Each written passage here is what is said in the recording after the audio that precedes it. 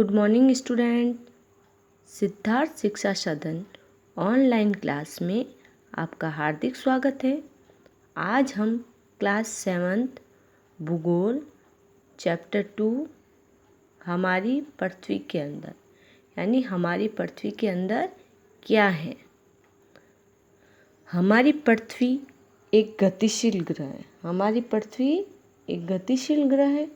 इसके अंदर और बाहर निरंतर परिवर्तन होता रहता है। इसके अंदर और बाहर निरंतर परिवर्तन होता रहता है। फिर है पृथ्वी का आंतरिक भाग, जैसे कि ये चित्र बताया गया है, ये पृथ्वी का आंतरिक भाग है। पृथ्वी के आंतरिक भाग में सबसे ऊपर जो है वह प्रॉपर्टी होती है। फिर होता है स्थलमंडल, फिर मेंटल, फिर सीमा, फिर बाह्य कोड और फिर होता है आंतरिक कोड। जैसे पृथ्वी का आंतरिक भाग जो है एक प्याज की तरह होता है। कैसा होता है? एक प्याज की तरह। एक प्याज की तरह पृथ्वी भी एक के ऊपर एक सकेंद्रीय परतों से बनी है। मतलब एक प्याज की तरह पृथ्वी भी एक के ऊपर एक सकेंद्रीय परतों से बनी है। पृथ्वी की सतह की सबसे ऊपरी परत, जैसे कि मैंने अभी आपको बताया कि पृथ्वी की सतह की सबसे ऊपरी जो परत है वह कहलाती है प्रॉपर्टी। तो आप सभी बच्चे इसके नीचे अंडरलाइन भी कर लेंगे। पृथ्वी की सतह की सबसे ऊपरी परत को प्रॉपर्टी कहते हैं। ये सबसे पतली परत होती है। जो प्रॉपर्टी है वह सबसे पतली परत होती है। कैसी होती है? पतली परत। यह महाद्वीपीय सतह में 35 किलोमीटर एवं समुद्री सतह में केवल 5 किलोमीटर तक है। ये महाद्वीपीय सतह में 35 किलोमीटर और समुद्री सतह में केवल 5 किलोमीटर तक है। महाद्वीपीय सतह मुख्य रूप से सिलिका एवं एल्यूमिनियम जैसे खनिजों से बनी है। इसलिए इसे सीएल यानी सी सिलिका तथा एल एल्यूमिनियम कहा जाता है। सीएल कहा जाता है। सिलिका और एल्यूमिनियम से बनी हुई इसलिए सीएल कहा जाता है। महासागर की प्रॉपर्टी मुख्यतः सिलिका एवं मैग्नीशियम की बनी होती है। इसलिए इसे सीमे यानी सी यानी सिलिका तथा मे यानी मैग्नीशियम कहा जाता है।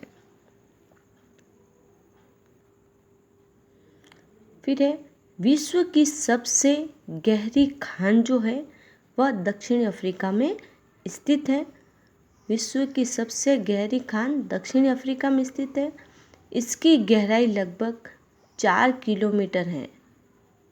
तेल की खोज में इंजीनियर 6 किलोमीटर गहराई तक खोज चुके हैं।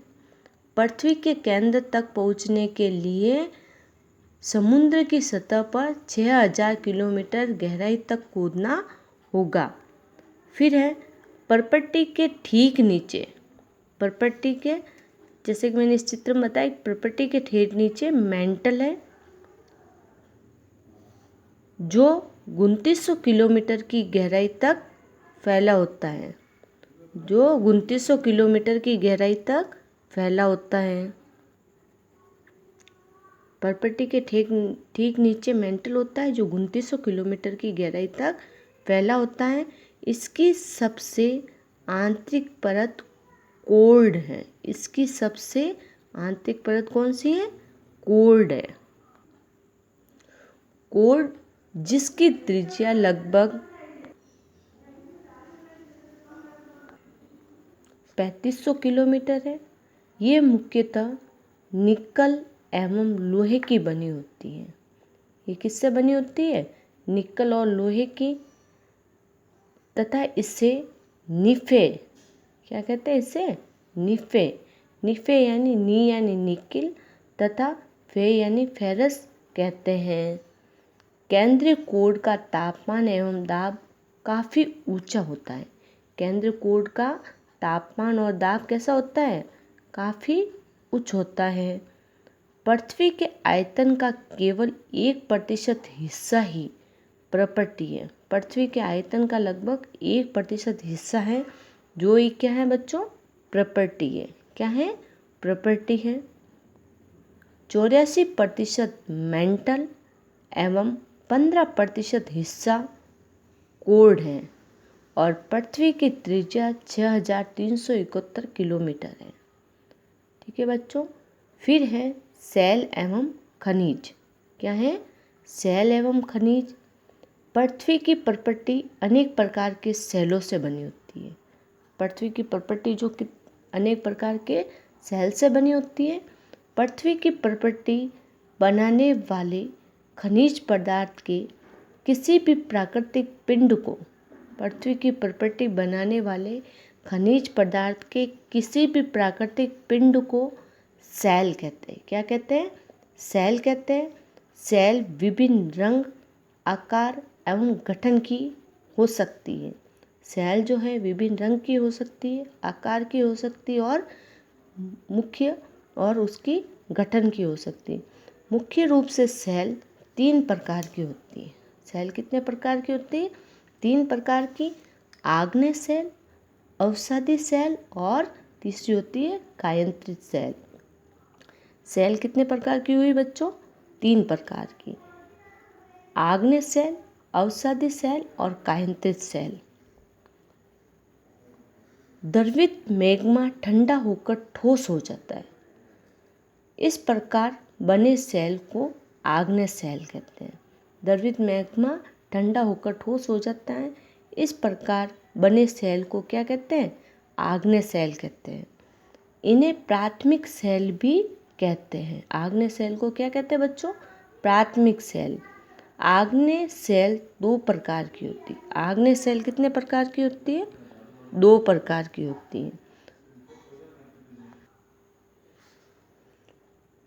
अंतर्भेदी सेल और बहिर्भेदी सेल। अंतर्भेदी सेल और बहिर्भेदी सेल।